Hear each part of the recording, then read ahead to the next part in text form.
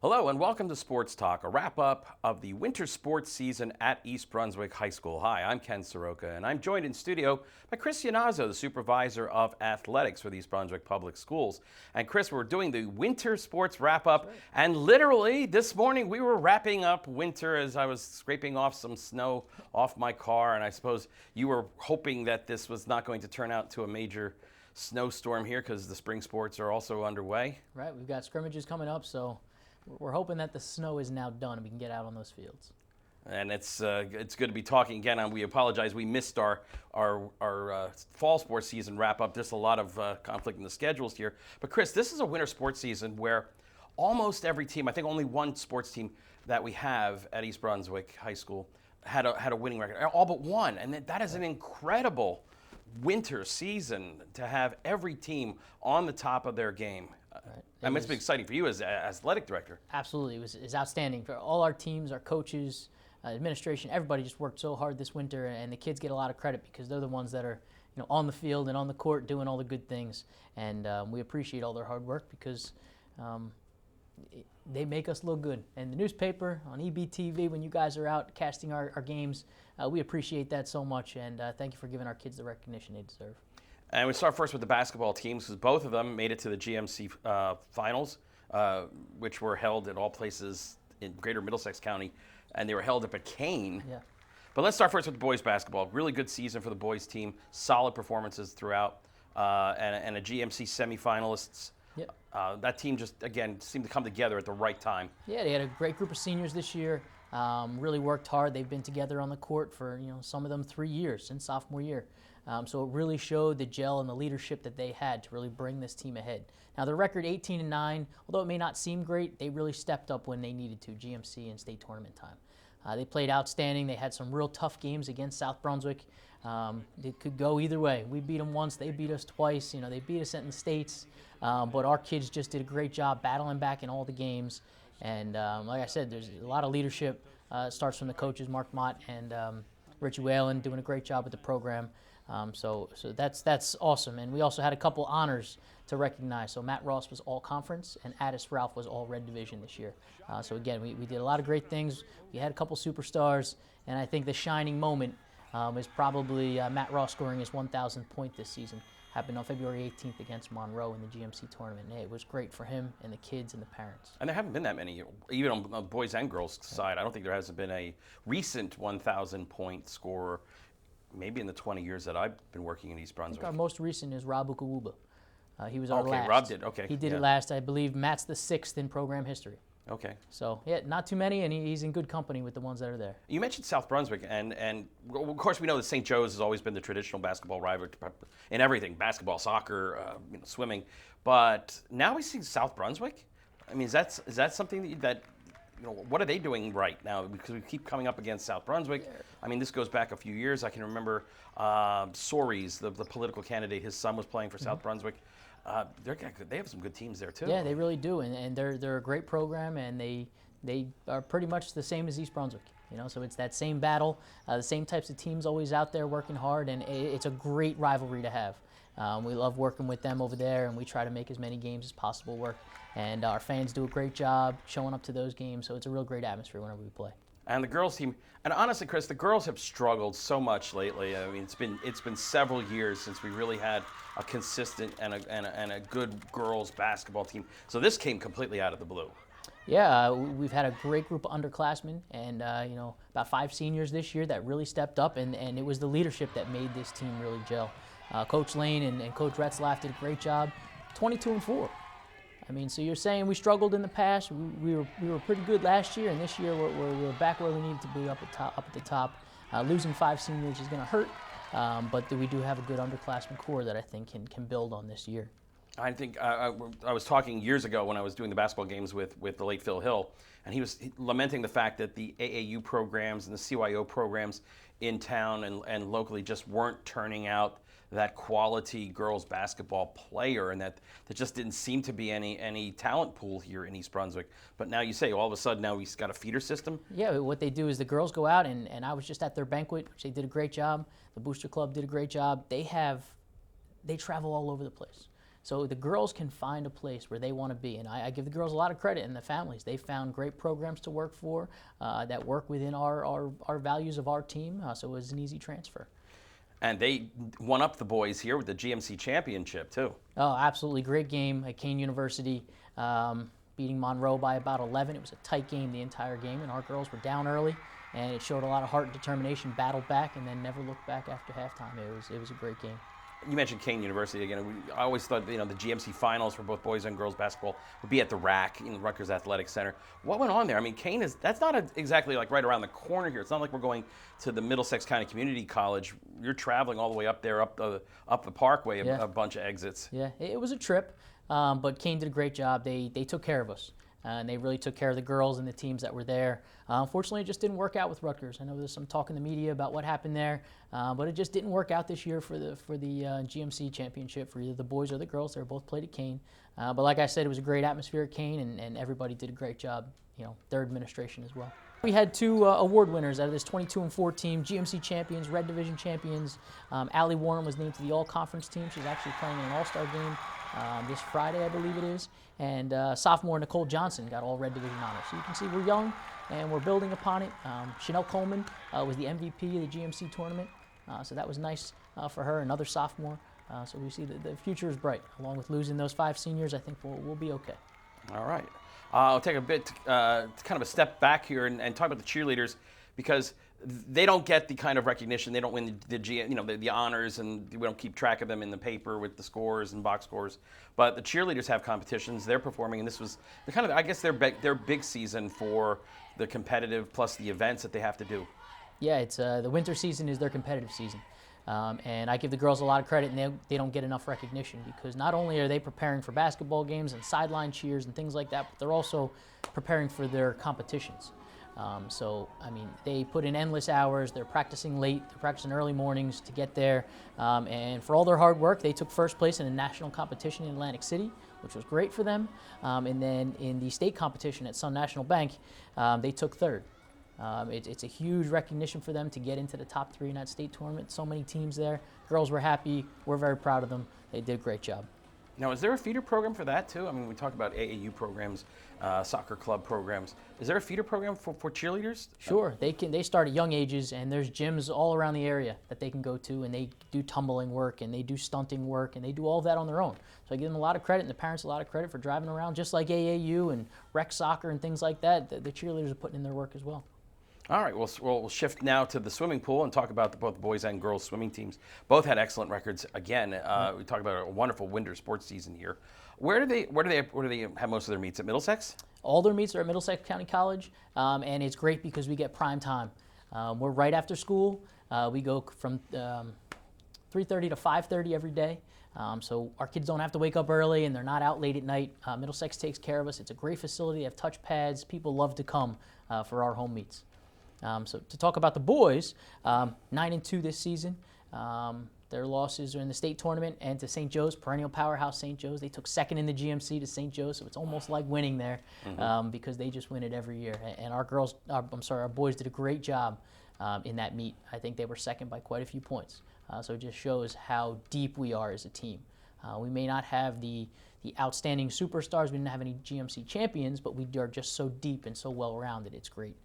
So to talk about that, Luca Biagiotti, Zach Yu, and Dan Hui were all on the all-conference team. So to them, congratulations and all of their hard work. They're another team with feeder programs. They go out and they have their own facilities that they go to, and it's a gentle balance between coach and high school swimming and their club coaches and trying to keep those kids around as much as possible to help the team in the programs. But I think everybody does a great job. One of the things that comes up in other sports with the private schools is trying to segregate them and put them in a separate division so that they don't compete really with public schools who have a limited drawing pool. I mean, in this case, I'm sorry for the pool, but we're talking swimming here. That you have these private schools like St. Joe's who can pick, and the kids can go there from anywhere. I mean, and with a good program like the St. Joe's has. Do you find that that's a real disadvantage for us? I can't say that we've lost any swimmers to St. Joe's because we have such a great program and we also have a great academic school, so we're not losing kids. They're gaining kids from other areas, and people are choosing them because of their program. But as you can see, we're right up there with them, second place in GMC, and we had a nice dual meet with them. So disadvantage, maybe, but our kids step up and really compete hard against them. And the girls are again having a great season too. Now, who's their natural competitors in the GMC? Bishop Bar is a big rival for them, and now Bishop Bar used to be at top of the pack for a long time, and now it's East Brunswick. We just won our third consecutive GMC title, Red Division title. The girls were 9-1, only losing to Hunterdon Central in the state competition, and they're just so well-rounded. It's great. They're so deep. Coach can really put anybody in the pool, and he knows what he's getting to score points in the relays. And I've been to a couple meets, and if you can get out there, I suggest you go out there. It's a great atmosphere. The kids really cheer themselves on, their own team, and the competitors' team on. So swimming is a great sport, and we have boys and girls pretty much on top, and we're doing good things. And you had a lot of all-conference, all-division. You had a great number of them coming out of the girls' program. Yeah, so we'll talk about the girls, as I talked about the boys already. We had all conference for Daniela Vega, Darby Vandeveen, and Sarah Park, and all red division by Amaya Renzulli, Dulani Kankamanji, and Sabrina May. So you can see how deep we are. We didn't have those GMC champions, but we were just so deep, and Coach could put them anywhere in the pool, and they were going to put out good times. All right, so we talk about track, and usually you think track, obviously you think about outdoors. Winter track, where do they run? They practice outside. When the weather is too bad, they come in. Yeah, and they're practicing in the terminal building, and I almost got run over several times. Yep, you have to be careful. After 3 o'clock, they can be in there. But yeah, they compete outside. Kids dress warm, and they're preparing every day. Their season, there are no dual meets, so we can't say they had any record. We do have scrimmages when it's nice. We grab teams from the Sayreville, Old Bridge, South Brunswick. You guys want to come over and get our kids some competitive meets there, and they do that, and it's great for the program. But this year we took our GMC championships to Staten Island. Brand new state-of-the-art facility. They really did a great job there. Our boys and girls just did outstanding. They're always competing with perennial powerhouses, South Brunswick and Old Bridge, and we're right up there, either 3, 4, beating one of them, but we haven't been able to jump to the top yet. I'm pretty sure our boys took second in the GMC relays, which is great for them. Again, beating one of those two teams, I can't remember offhand. But yeah, they work really hard, and we've had some great accomplishments from these kids as well. So if you don't mind, I'll talk about our girls first. Chelsea Stocky and Lena Abrahams, all red division. For them, Lena's a high jumper. You don't see that too often. They pull the mats down into the lower gym, and they work on their own. So the kids are determined to work hard there. And Chelsea, I believe she's a 1,600 miler. She runs the mile, and she's young. I believe she's a sophomore. Bright future for her. For the boys, Brandon Phillip, our 400 runner, was the Group 4 state champion in the 400. I believe he took 5th overall in the entire state. He's a great runner. He's a senior this year, and he's really come into himself, been a great leader for the team. Is he going to follow it up in college? I believe he is. He hasn't chosen a school yet, but he will be doing that. And also we have one of our juniors, Callan Davies, who really stepped into the picture this year. He was good last year, and this year he just took a big jump in the 55 hurdles. And he did a great job. He's all red division honors. So we have a lot of newcomers. We had a great, I don't want to say recruitment season, but we got a lot of kids from our lower levels deciding they were going to run track. We pulled athletes from other sports that were not in season and said, hey, why don't you get out here? And it's proven to be good things, getting these well-rounded athletes out there. Well, we're on the subject here, you said about honors and going on to college and participating in college. Last year you were put into this job in the middle of the year, so you kind of had to take everything in at once. But now you've gone through the process, and we talk about the signing days. Talk about those athletes who are committing to participate in sports in college, who are good athletes here at East Brunswick High School, and the type of your input in this process and the way that the student athletes handle the process. Sure. A lot of it comes from the coaches contacting schools or the girls and their families contacting schools and their outside groups that they play for. So colleges will scout during our regular seasons, but they also scout those out-of-season tournaments and things. They like to see well-rounded athletes that play other sports, that are competitive in what they do, well-rounded students, which we have at East Brunswick. So it's a great breeding ground for us where we've got hardworking kids and we got kids that are doing well academically.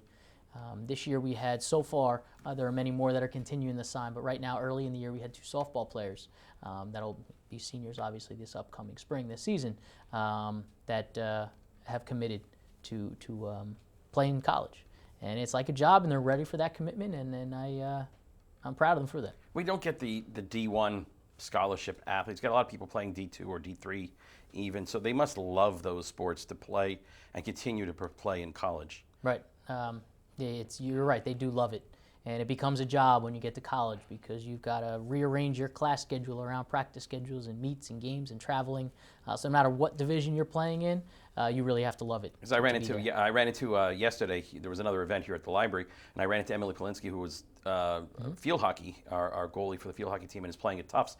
And she's talking about she's now starting, as the field hockey goalie at Tufts already as a freshman. So. Right. That kind of work ethic, it's nice to see it being rewarded further up the line. Right, Ken. It's great to see that, and it just, our kids are being recognized at the collegiate level. We just had Sam Mattis. I don't know if you read, he threw the best discus throw in the world at the University of Penn. I can't remember the distance offhand, but a world record. I don't know if it was a dual meet or a tournament, but he did throw the furthest throw so far in the world. Wow. I don't know if it was a world record, but it was right now at this time he is throwing the furthest. So I'll say now I would have hoped that he would be able to qualify for the Olympic team, so we can talk about him going down to Rio de Janeiro in the summertime. I'm not sure how all of that works, but I'm sure he's up there in the conversations. All right, let's talk about the boys and girls bowling teams. Again, an off-campus activity in the sense that they are, for the most part, playing where Carolier lanes. Yes, mostly? Carolier Brunswick Zone over in North Brunswick. They're bused there every day for meets and tournaments and everything from there. So it's tough for them to their home court, so to say. Their home lanes are at Carolier. But everybody does. The entire GMC is there, and that's another event you need to get to because that's outstanding to watch. It's so much fun. Not only are the parents cheering, but the kids are cheering, and it's just a great atmosphere. We got a great group out there. Our boys bowlers, Coach Doug Spieshak, Coach of the Year for the GMC. Great honor for him. He works really hard, and his boys were 14-1-1, GMC champions, Central Jersey Group 4 state champions, and then competed very well.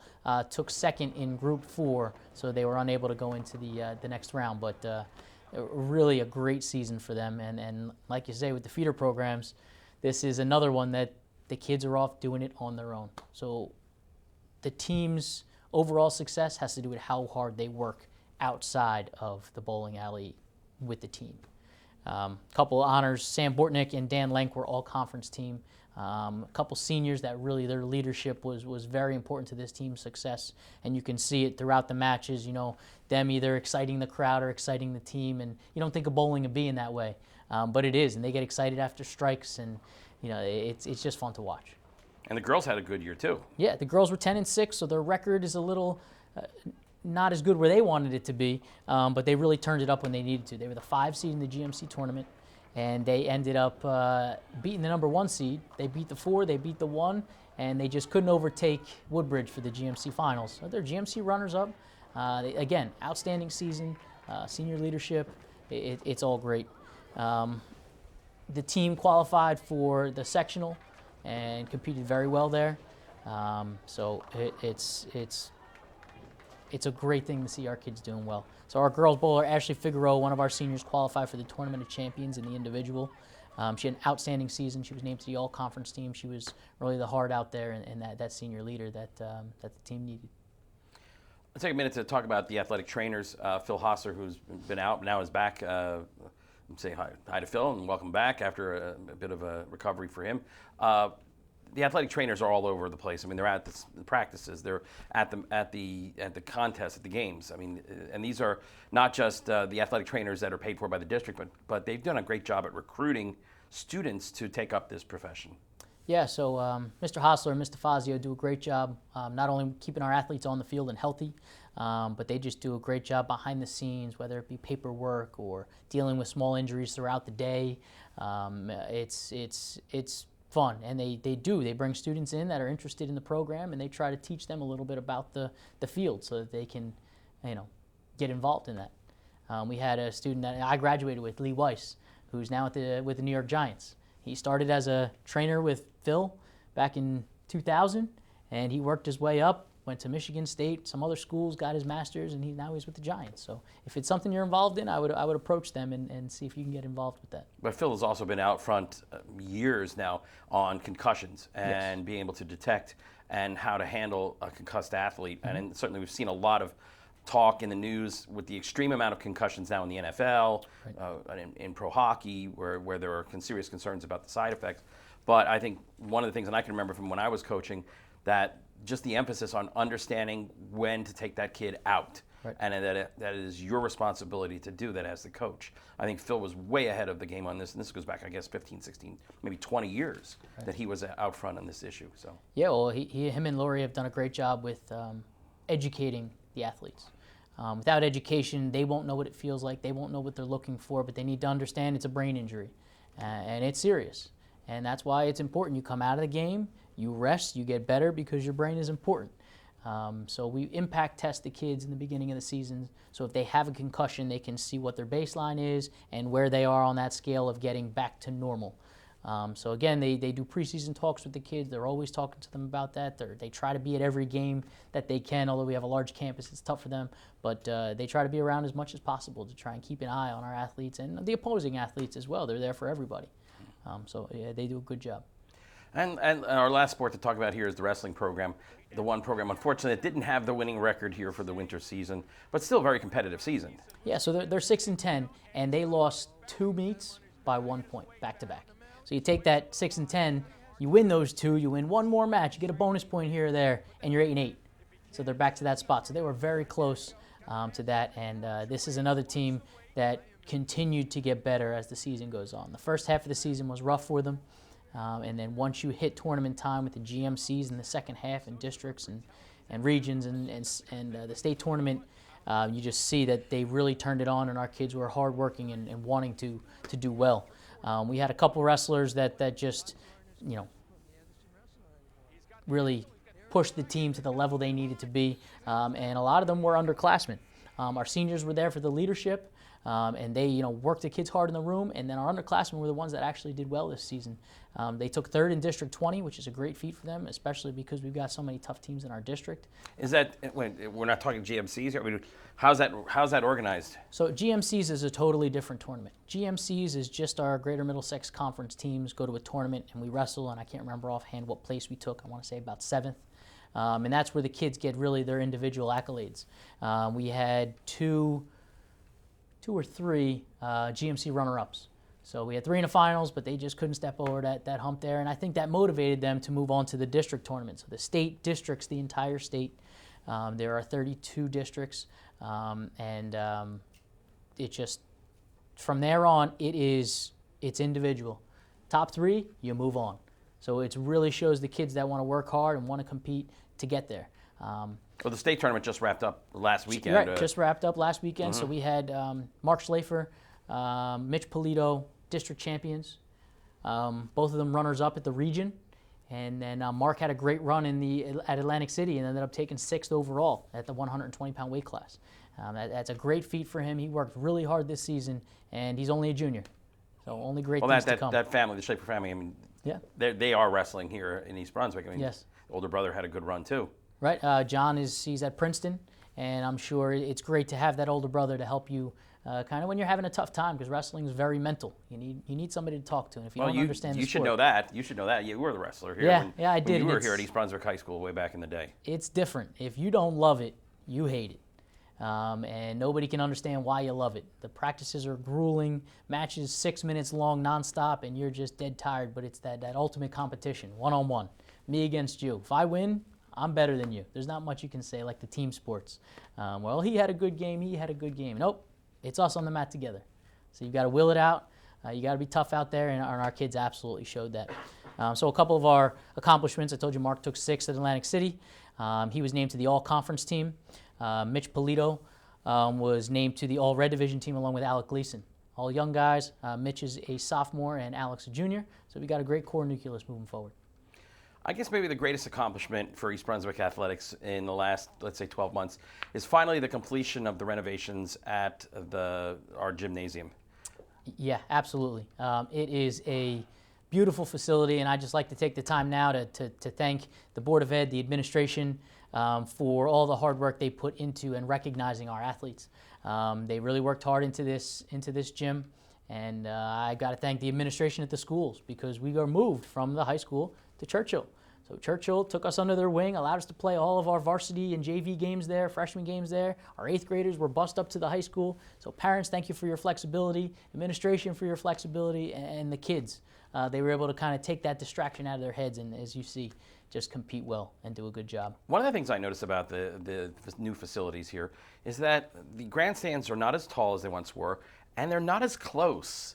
And I was talking to one of the contractors and said, "Oh, that's somehow for safety reasons that they wanted that they did that they pulled the fans a little bit away from the end lines, especially for basketball." Right. Well, they used to be right on top of the court, and I'm not sure the officials liked that very much of the opposing teams. It was nice, but yeah, new regulations, new bleachers, they're brand new, so I've got nothing bad to say about it. It's a great facility, state of the art, brand new floor. You think they pretty much blew up the inside and put everything brand new in.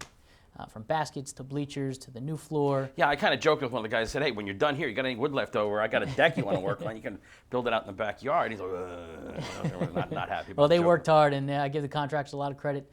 And it just seems a brighter place. You know, painting painting out all the walls, all the surfaces got painted. Just seems like a more bright, kind of attractive place. I mean, these kind of gymnasiums, I guess, have their charm. Yes. You know, these old gymnasiums, but it was old still. Yeah, it was nice to see other teams and other come in and go, "Wow, look at this!" You know, so even other people could understand, you know, the great job that everybody did through, you know, our business administrator and superintendent really getting things to work. We got a 24-foot HD projecting screen that we used for some senior nights. We can do presentations down there. Some of the teams have used it for team bonding and things like that. So a lot of good things are going on, and we're really happy with it. But, you know, so you mentioned they were down at Churchill. The transition back was okay? I mean, didn't find that the new floor was too tight or too... No, I don't think the kids could care less. It was a beautiful place that they just wanted to play in. All I heard was, "Oh, this is great." And, you know, that first day they got in there to do a shoot around, they were very happy. So the kids are happy, I'm happy, parents should be happy. So thank you everyone who was involved in that. We appreciate it. Churchill, although it was good for the time being, it wasn't home. So I think the kids had a little struggle with that. But again, it was tough scheduling because we had so much going on with the outside groups in our athletics to make things work. So again, everybody put in their efforts, and we appreciate it. Again, we'd like to thank the EBTV technical crew for coming out in this spring season. We look forward to broadcasting girls and boys lacrosse as well as boys volleyball on EBTV outside. Yes, outside. Hopefully nice weather. And again, we'd like to thank them for coming out in their support of East Brunswick High School athletics. Remember, you can watch this program as well as all EBTV sports or EBHS sports programs on demand on the website, ebtv.org, and just click the link through for the on-demand menu. And again, we'd like to thank them and thank Chris Yannazzo. I'm Ken Saroka saying goodbye, and we'll talk to you after the spring season.